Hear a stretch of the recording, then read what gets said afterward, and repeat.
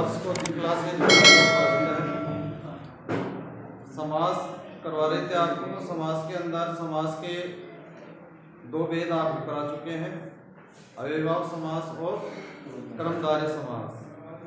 अब इसमें तीसरा जो भेद है आपके सिलेबस के अकॉर्डिंग वो है द्विगु समास। तो ये द्विगु समास है वो किसका भेद है? कर्मधारय का भेद है। देखो तत्पुरुष समास का भेद है कर्मधारय और कर्मधारय का भेद क्या है? द्विगु। तो द्विगु समास में क्या होता है कि इस समास का पूर्वपद, इसे समास का पूर्वपद का मतलब क्या होता है? पहला पद संख्यावाची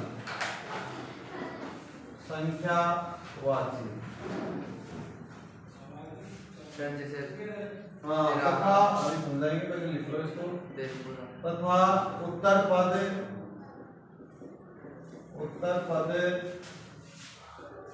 संज्ञा वाचक होता है। उत्तर पद मतलब बाद वाला। हाँ, दूसरा पद। दो पद होते हैं ना समास के अंदर, पूर्व पद को पहला पद कहते हैं और दूसरे पद को उत्तर पद कहते हैं। तो इस समास का पूर्व पद संख्यावाची तथा उत्तर पद संज्ञावाचक होता है। तथा इस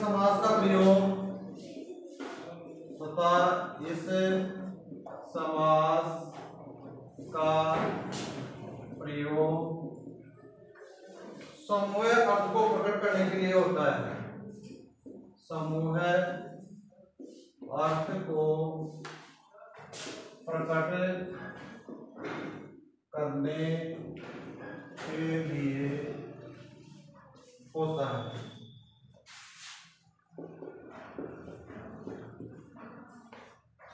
तथा समास विग्रह करने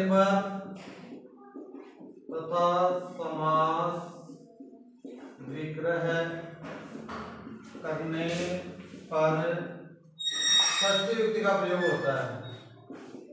षष्ठी विभक्ति का प्रयोग होता है।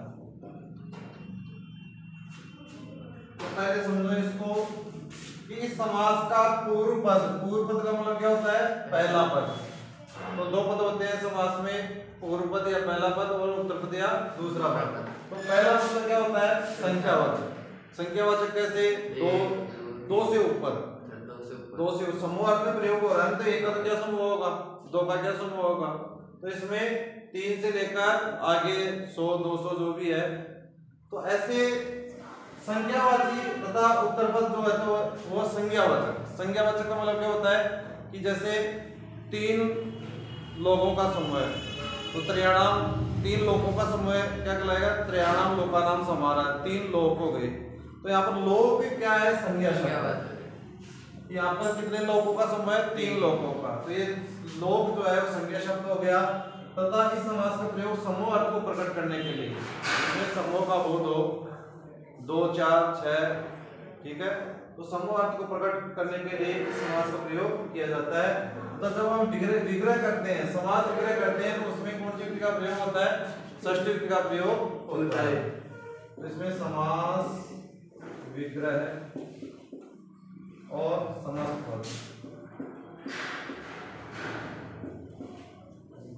जैसे सप्तानाम दिनानाम समारयति, सप्तानाम दिनानाम समाहारय। 7 दिन का समय, 7 दिन का समूह, समाहार कहते हैं समूह को। तो 7 दिन का जो समूह है वो क्या कहलाएगा? सप्ताह यानी 7 दिनानाम यानी दिनों का, समाहार यानी समूह, क्या कहलाएगा? सप्ताह।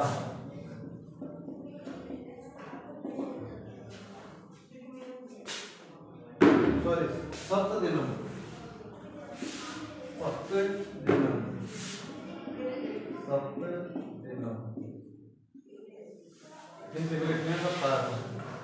तो सप्तानाम दिनानाम समारयति सप्त दिनम यानी 7 दिन। ठीक है। तो पूर्व पद संख्यावाचक हो गया, सात क्या है दिन, दिन क्या हो गया संज्ञावाचक, क्योंकि यहाँ पर दिनों की संख्या बताई जा रही है कितने दिन 7 दिन। तो पूर्व पद तो संख्यावाचक हो गया और दूसरा पद जो है वो संज्ञावाचक हो गया। और समाहार यानी समूह अर्थ में इसका प्रयोग होता है। आगे त्रयाणाम भुवनानाम समाहारयति, त्रयाणाम भुवनानाम समाहारयति, समाहारयति क्या होगा भाई त्रिभुवनम, त्रिभुवनम। पंचानाम पात्राणाम समाहारयति, सर इसका मतलब क्या है? त्रयाणाम में 3 भुवनानाम, भुवनों का समूह है। भुवन। हाँ। पंचानाम पात्राणाम समाहारयति, पंचानाम यानी 5 पात्राणाम यानी पात्रों का, समाहार है समूह है, क्या कहलाएगा पंच पात्रम, पंच पात्रम यह लिख रहा आता है भाई। पंच पात्रम आ गया, आपसे कहेगा कि इसका समाज करके समाज का नाम लिखिए। तो पंचानाम पात्राणाम समाहारयति पंच पात्रम। चतुर्णाम, चतुर्णाम युगानाम समाहारयति, क्या कहलाएगा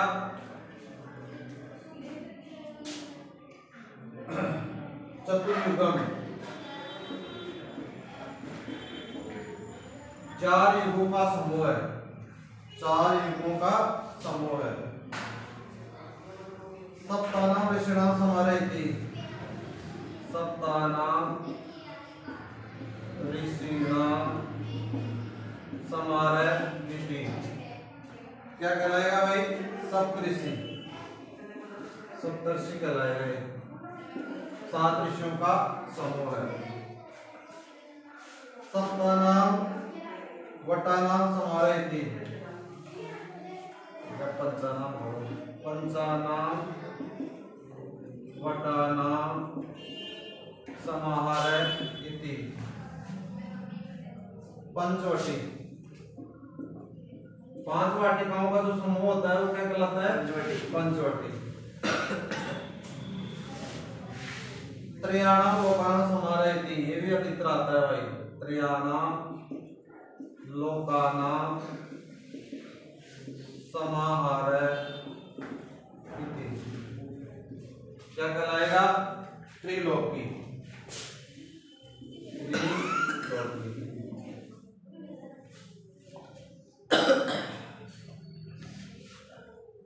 अष्टानाम, अष्टानाम अध्यायानाम समाहारयति, क्या कहलाएगा अष्टाध्यायी, 8 अध्यायों का समूह है, अष्टाध्यायी।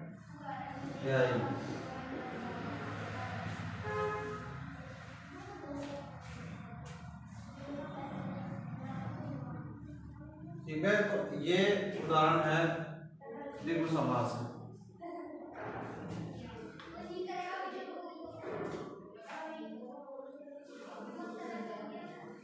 मिटा दो इसको ऊपर से।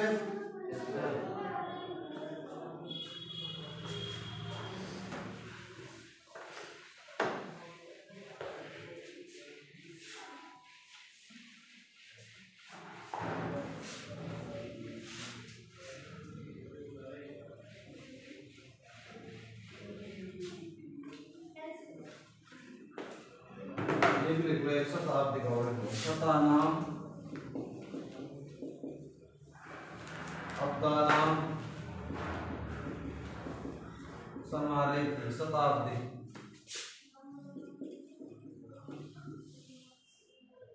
शताब्दी एक्सप्रेस होती है ना, 7 दिन में जाती है वो, शताब्दी एक्सप्रेस होती है ना, 7 दिन के बाद 7 दिन में एक बार जाती है, उसको कहते हैं शताब्दी। शतानाम अब्दानाम, 7 दिन का जो समूह है वो क्या कहलाता है शताब्दी।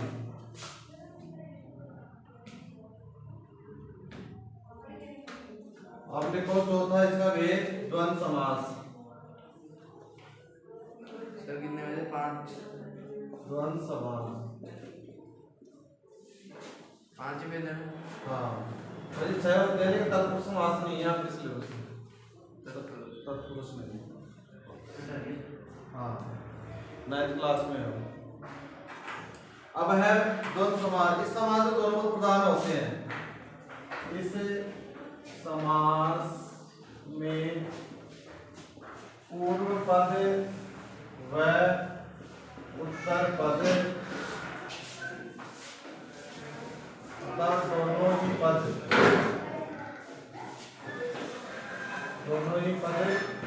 प्रधान होते हैं।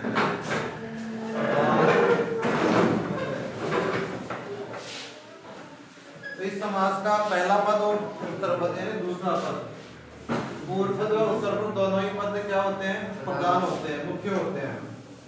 तथा विग्रह करते समय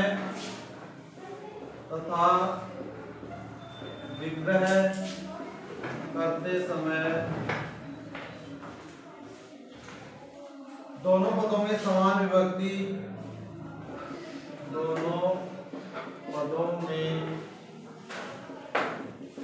समान विभक्ति अर्थात प्रथमा विभक्ति होती है। अर्थात प्रथमा विभक्ति होती है।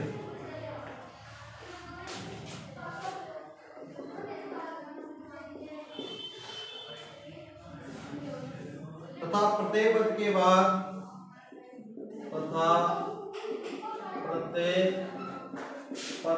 बाद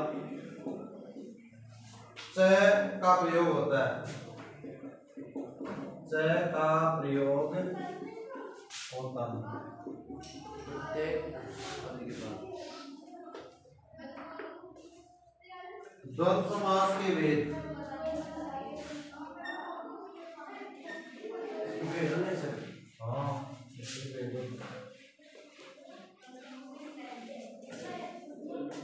द्वंद्व समास के भेद। द्वंद्व समास के भेद। द्वंद्व समास के 3 भेद होते हैं। द्वंद्व समास के 3 भेद होते हैं। पहला इतरेतर द्वंद्व।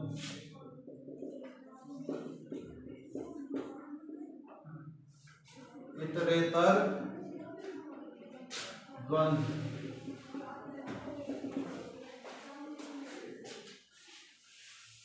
क्या बात होगी? कैसे में सुधार है?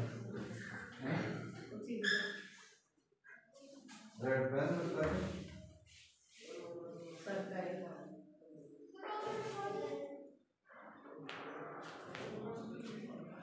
हाँ भाई इसमें देखो इतरेतर द्वंद्व में क्या है कि इस समास में विभक्ति वाले, इस समास में विभक्ति लिखने में ज्यादा परेशानी आती है क्या? मैं ज्यादा दिखाता हूँ तो मैं आप संस्कृत और हिंदी में ज्यादा लिखने का ही है मेन मैटर। तो इस समास में विभक्ति वाले 2 या 2 से अधिक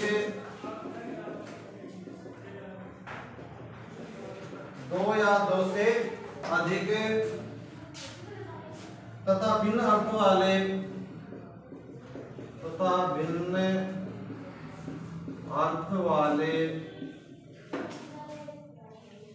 पदों का समास होता है। पदों का समास होता है। तो इस समास में विभक्ति वाले 2 या 2 से अधिक तथा भिन्न अर्थ वाले पदों का क्या होता है? समास होता है। तथा समस्त का वचन तथा समस्त पद का वचन सभी पदों की संख्या के अनुसार होता है, सभी पदों की संख्या के अनुसार होता है।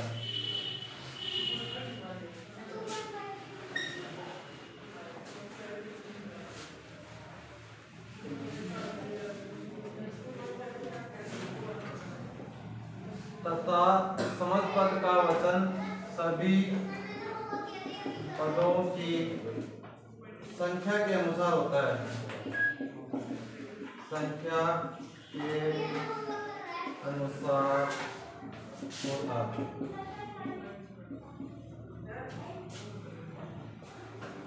तो इस समास में विभक्ति वाले दो या दो से अधिक तथा भिन्न अर्थ वाले पदों का समास होता है तथा समस्त पद का वचन सभी पदों की संख्या के अनुसार होता है। जैसे समास विग्रह और समस्त पद।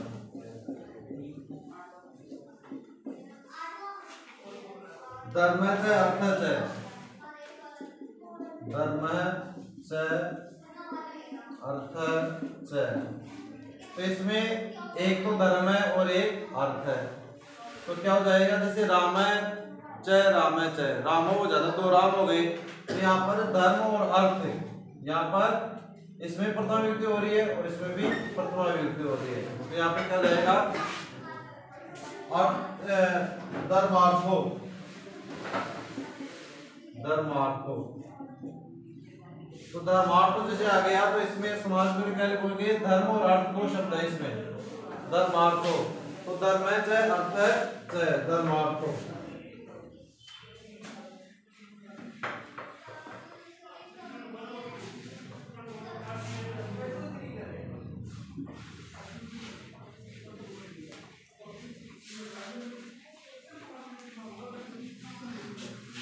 राम चाहे कृष्ण चाहे, राम चाहे कृष्ण चाहे, कितने हो गए, दो हो गए ना। तो क्या हो जाएगा, राम कृष्ण। आप नहीं उतार रहे, आप नहीं उतार रहे, आगे है क्या उतार रहे? कौन सी स्कूल से हो? मेरे को जानता हूँ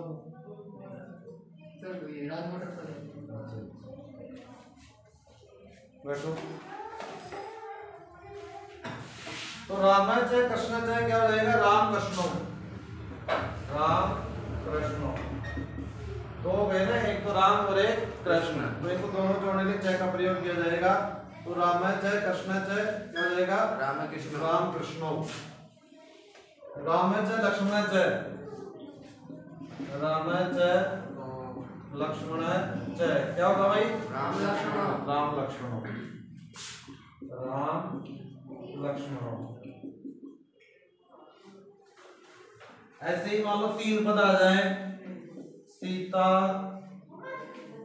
सीता चाहे, सीता चाहे, राम चाहे, लक्ष्मण चाहे। अगर तीन पद आ जाते हैं तो राम राम राम, कितने क्या हो गए, राम है रामू रामा, बहुवचन आ जाता है ना। तो इसमें सीता चाहे राम है चाहे लक्ष्मण है चाहे, तो यहाँ पर सीता राम तो ऐसे कैसे लिख देंगे, और लक्ष्मण लास्ट में क्या लिख देंगे, लक्ष्मण। जैसे राम आ जाता है तो लास्ट वाले पद में बहुवचन कर देंगे।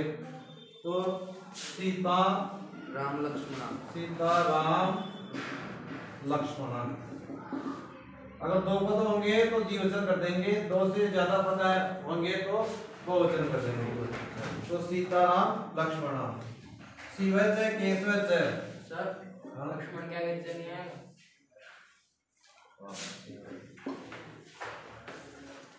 सीता च राम च लक्ष्मण च। इसके बाद में शिवच है केशवच है, शिवच केशवच क्या हो जाएगा, शिव केशव।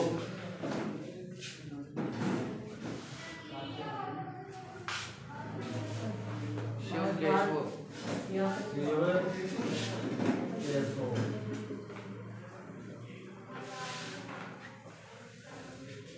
हरि च हरच, हरि च हरच क्या हो जाएगा, हरि हरो।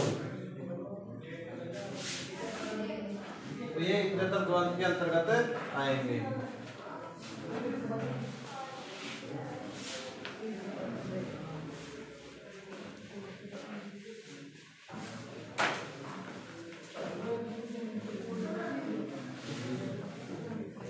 अब इसके बाद में इसका दूसरा वेद है।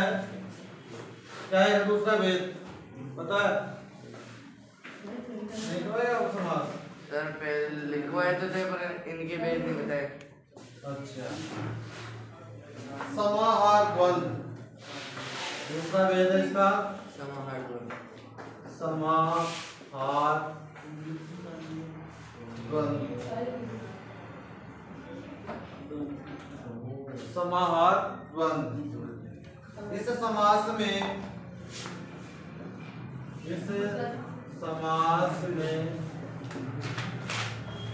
ऐसी संज्ञाएं होती हैं, ऐसी संज्ञाएं होती हैं जो च से जुड़ी हुई होने पर, जो च से जुड़ी हुई होने पर, जुड़ी हुई होने पर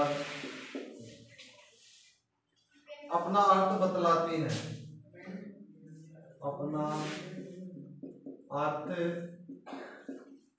बतलाती है तथा एक समूह का बोध कराती है, तथा एक समूह का बोध कराती है।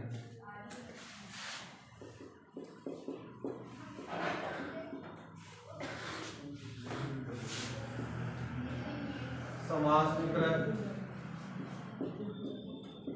और समस्त पद।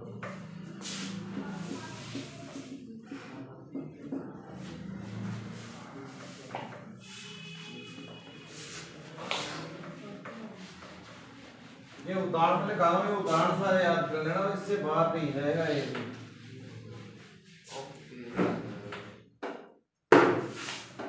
तो जैसे ये है पानी से पादों से ऐसा समाहार है,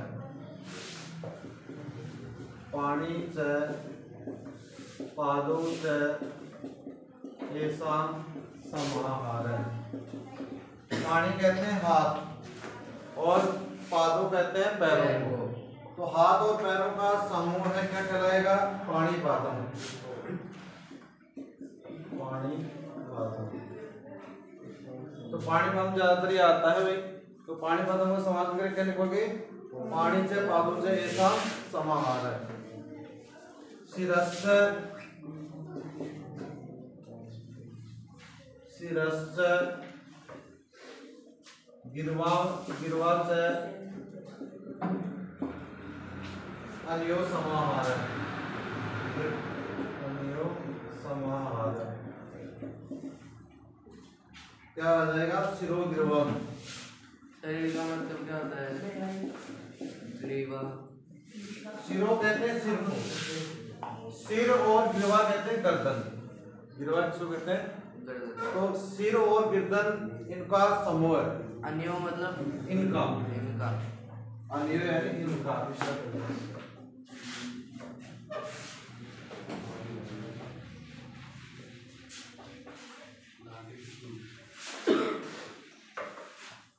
ऐसे ही काके से मयूर से अन्यो समाहार है। काके से मयूर से अन्यो समाहार है, अन्यो समाहार। क्या रहेगा? काको मयूरम। काक मयूरम, काको मयूरम। काक मयूरम।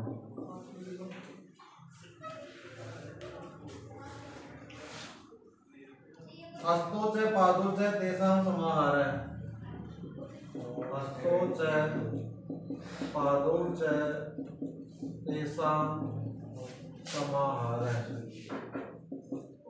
हाथ और पैरों का समूह क्या कहलाएगा? हस्त पादम, हस्त पादम। धनम से धान्यम से एत्यो समाहार है। धनम से दानम से एत्यो समाहार है। क्या कराएगा? धन धान्यम, धन धान्यम।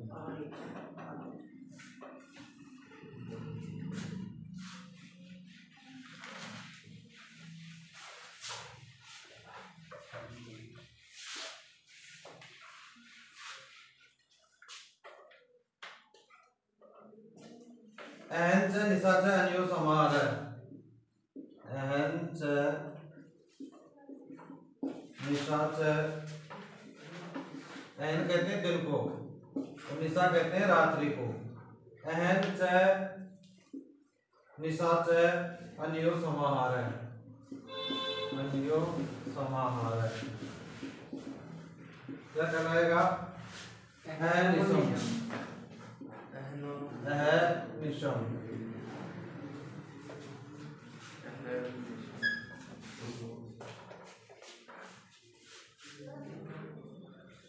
सर ये निशम कैसे बना? ऊपर तो कुछ और है। अहर निशम किसमें? सेकंड वाले में तो अन्य आने पे तो र में ओ की मात्रा लग गई। हाँ, किसमें? ऊपर दूसरे सिरस से गिरवात से अन्यो समाहार। हाँ, इसमें अन्य आने पे है ना, र में ओ की मात्रा लग गई। हाँ, इसमें क्यों नहीं लगी? किसमें? नीचे वाले इसमें? हाँ, और क्यों नहीं हुआ सर ये अहोर निशम? तो कहना तो क्या सर मतलब ऊपर है ना ओ की मात्रा लग गई ना शेरों में, हाँ, र में ओ की मात्रा लग गई तो इसमें ह में है ना ओ की मात्रा लगनी चाहिए थी ना सर। यही ना मैं नहीं, मैं की मात्रा कैसे लगे? एनो कैसे होगा? एन निशम ही होगा, दिन रात। कैसे एहन कहते हैं दिन को और निशा कहते हैं रात्रि को। ऐसे सिरस से इसको सिर कहते, सिर और गिरवाए नहीं गर्दन। अन्यो समाहार है। ये तो क्या है, इसका विग्रह करने के लिए लिखते हैं अन्यो। ये थोड़ी कोई अन्यो आता है तो फिर ये ऊपर हो जाता है। ये कोई वो नहीं है, ये इशू नहीं है इसमें। शीतम से उष्णम से एत्यो समाहार है। एत्यो समाहार है। शीतोष्णम, ये अधिक आता है भाई। शीतोष्णम, शीत कहते हैं ठंड को और उष्णम कहते हैं गर्मी को। शीतोष्णम हो जाएगा। शीतम चाहे उष्णम चाहे एत्यो समाहार है।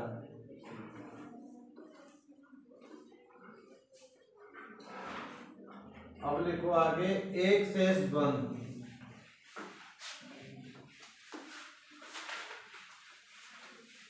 तीसरा क्या है सर? कितने बस 3 लास्ट है। एक शेष द्वंद, एक शेष द्वंद। इस समास में, इस समास में समान रूप वाले, समान रूप वाले अथवा समान अर्थ वाले, अथवा समान अर्थ वाले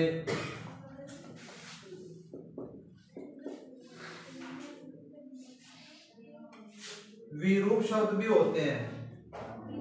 विरूपम होता है जिनके रूप समान नहीं हो, जिनके रूप समान न हो, उसको विरूप कहते हैं। तो इस समास में समान रूप वाले अथवा समान अर्थ वाले विरूप यानी जिनके रूप समान न हो शब्द भी होते हैं, शब्द भी होते हैं।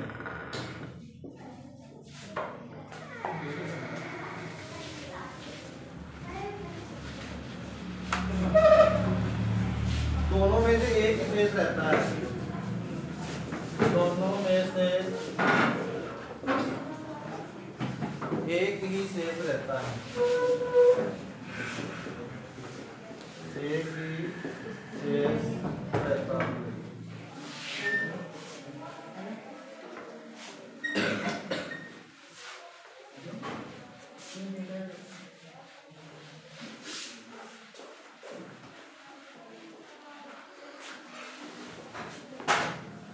तथा वचन शब्दों की संख्या के अनुसार होता है, तथा वचन शब्दों की संख्या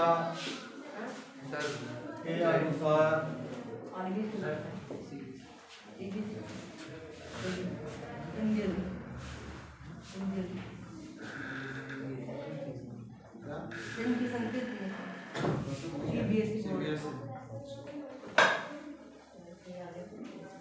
कौन सी स्कूल से?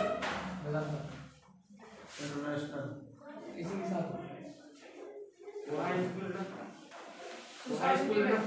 हाँ हाई तो वो तो उधर वाले तो साथ से डील किया उधर।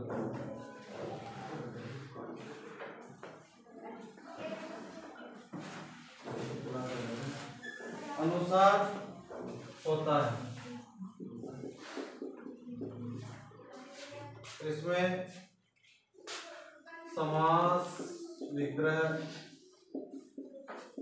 और समास हिंदी में भी चलते था ये समास, तो हिंदी तो है ना आपकी।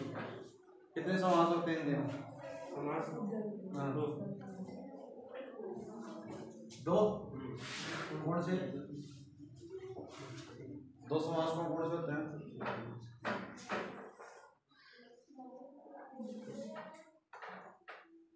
एक तो बताओ दे कौन कौन सा है?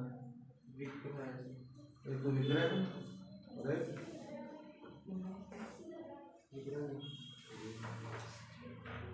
आप बताओ। समास पढ़े। संधि, संधि कितने प्रकार के? संधि पढ़ा है ना? संधि कितनी होती है?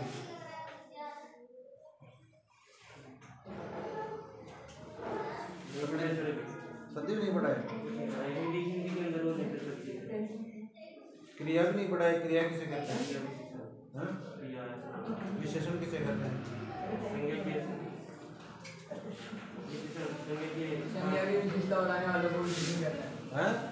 संज्ञा की विशेषता बताने वालों को संज्ञा की विशेषता होता है। विशेषण कितने भेद होते हैं?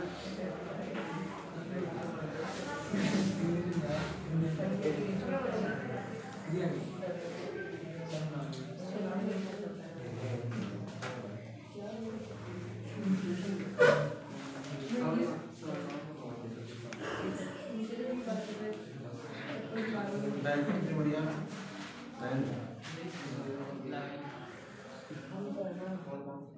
प्रमोट हुआ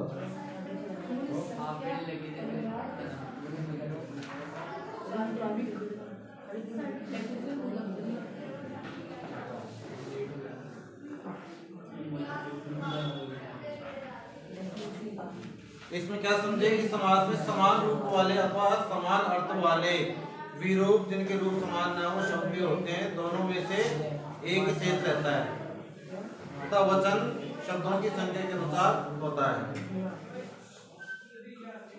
जैसे रामच है, रामच है, क्या हो जाएगा? तो ये समान रूप वाले हैं, रामच है, दोनों में समान रूप है, एक में राम दूसरे में राम, तो रामच है, रामच है क्या हो जाएगा? एक शेष रहेगा रामो, नहीं दो के लिए राम।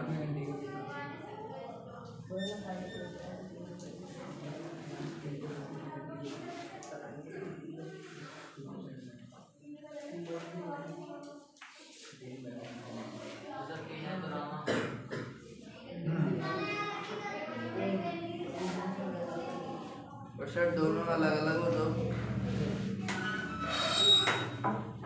दोनों अलग अलग हो, वो बता रहा हूँ ना। राम और लक्ष्मण कर दे। रामच है, रामच है, रामच है, तो यहाँ पर दोनों समान है, समान रूप वाले हैं दोनों, ठीक है। तो इसका क्या शेष रहेगा? एक रामो, तो तो रामों के अंदर दोनों राम आ गए, ये राम भी आ गया और ये राम भी आ गया। माता च पिता च, ये विरूप है। माता च पिता च, क्या आ जाएगा एक बार पितरों, पितरों के अंदर माता भी आ गई और पिता भी आ गए। माता पितरों होता है वो उसमें भी हो सकता है, लेकिन अगर पितरों अगर आ गया, मान लो पितरों आ गया आपके और आपसे कहे कि इसका समास ग्रह करके समास का नाम लिखिए, तो इसमें पितरों के अंदर माता और पिता दोनों का लिखना है, माता से पिता से, क्योंकि इसमें ये विरूप है। देखिए दोनों में से एक ही शेष रहता है, दोनों की जगह एक ही शेष रहा पितरों, पितरों के अंदर दोनों आ गए, लेकिन दोनों का एक ही क्या शेष रहेगा, पितरों। पितरों में माता भी आ गई और पिता भी आ गए। ऐसे ही चटके च चटका च, चटके च चटका च, चटके कहते हैं चिड़िया को, जो चटके वो चटके नर जो चिड़ा होता है जिसको बोलते हैं नर, नर चिड़ा, उसको चटके कहते हैं, चटका कहते हैं चिड़िया को। तो इन दोनों का एक अर्थ क्या निकलेगा, समान रूप वाले हैं, तो क्या आएगा चटकों। तो चटकों के अंदर चटका भी आ गया और चटका भी आ गई।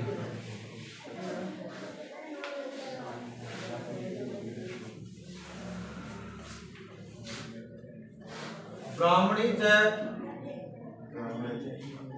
ब्राह्मणी च, ब्राह्मण च, ब्राह्मणी च ब्राह्मण च क्या आ जाएगा, ब्राह्मणा, ब्राह्मणों, ब्राह्मणों।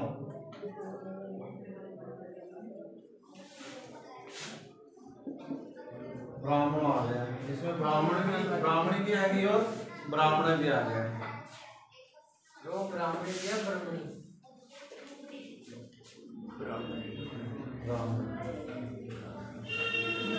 ब्राह्मणी च ब्राह्मण च ब्राह्मणों। अब लास्ट पांचवा, अरे इसके चार ही, तीन ही है ना, नहीं उदाहरण। हाँ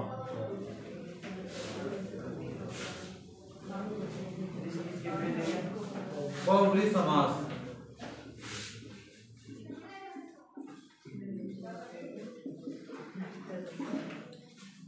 लास्ट उदाहरण है बहुब्री समास। इस समास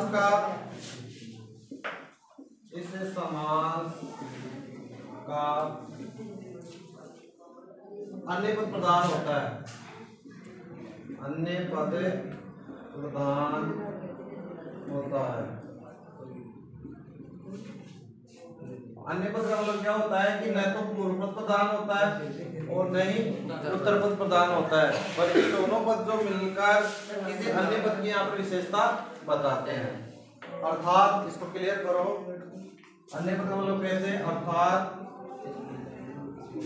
इस समास में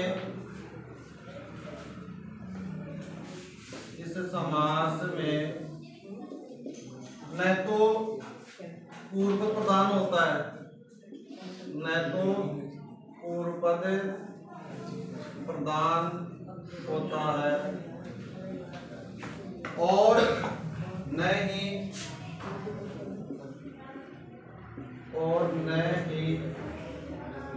उत्तर पद प्रधान होता है, बल्कि दोनों पद मिलकर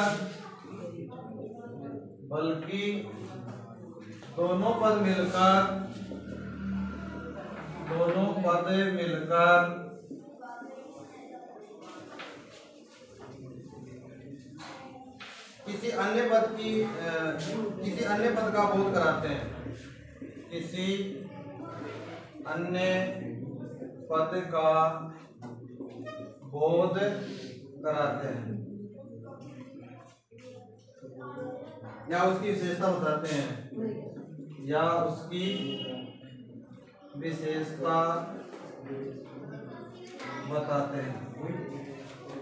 कौन बोल रहा है? तो देखो बहुब्री समास में क्या होता है कि समास का अन्य पद प्रधान होता है, यानी न तो अर्थात इस समास का न तो पूर्व पद यानी पहला पद प्रधान होता है और न ही उत्तर पद यानी दूसरा पद प्रधान होता है, बल्कि दोनों पद मिलकर यानी पूर्व पद मिलकर और उत्तर पद मिलकर किसी अन्य पद का बोध कराते हैं, अर्थात किसी तीसरे अन्य पद की विशेषता बताते हैं। जैसे दस आनंद यशेष है, तो यहाँ पर न तो दस अपनी जगह प्रधान है न आनंद मुख अपनी जगह प्रधान है, बल्कि दोनों पद मिलकर किसी अन्य पद यानी रावण की विशेषता बताई जा रही है। दस आनंद है, तो दस आनंद कौन था? रावण। तो यहाँ पर अन्य पद यानी रावण की विशेषता बताई जा रही है। अब है बहुब्री समास के भेद। इसके कितने भेद होते हैं? दो। कौन से? सर कितने इसके भी देखिए। हाँ, इसके चार भेद होते हैं। बहुब्री समास के भेद। इस समास के चार भेद होते हैं। इस समास के चार भेद होते हैं। तो बहुब्री समास के कितने भेद होते हैं भाई? चार। पहला है समानाधिकरण बहुब्री समास। समानाधिकरण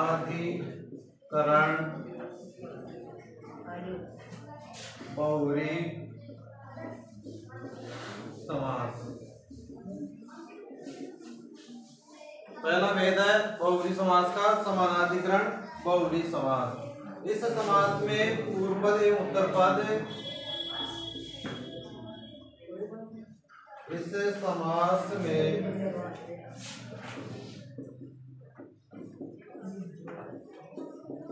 पूर्व पद एवं उत्तर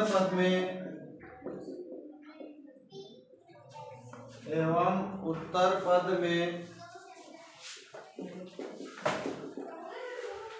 समान विभक्तियां समान विभक्तियां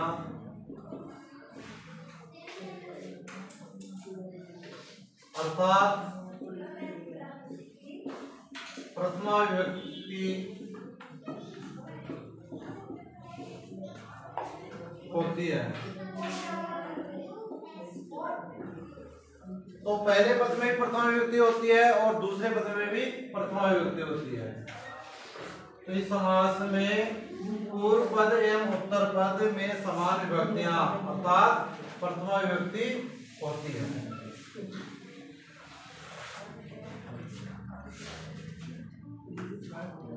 प्राप्तम उद्गम येन से, प्राप्तम उद्गम येन से, प्राप्त उद्गम।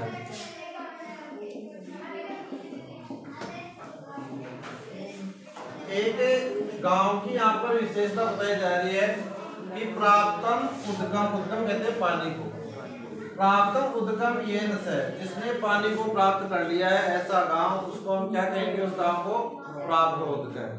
तो ऐसा गांव जिसने प्राप्तम उद्गम यानी पानी को प्राप्त कर लिया है, तो एक गांव की विशेषता यहाँ पर बताई जा रही है। तो प्राप्तम नहीं, प्राप्तम अपनी जगह प्रधान है, न उद्गम अपनी जगह प्रधान है, बल्कि ये दोनों पद मिलकर प्राप्त उद्गम बना तो एक गांव की विशेषता बताई जा रही है।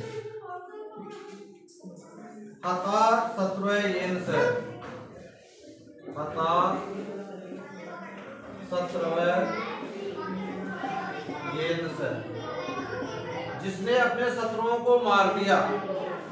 हता यानी मारना, शत्रु यानी शत्रुओं को, हत शत्रु, हत शत्रु।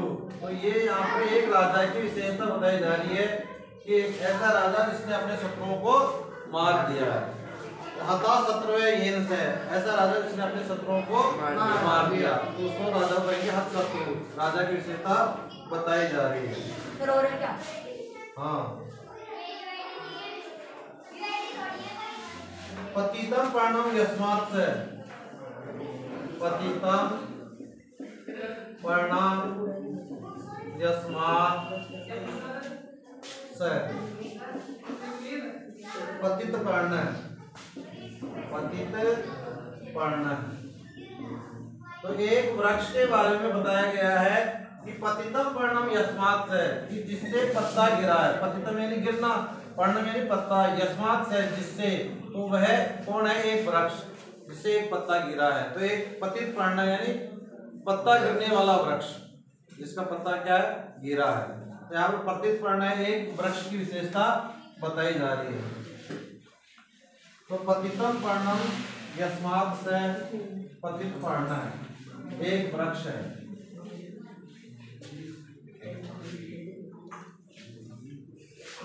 दस आननानि यस्य से,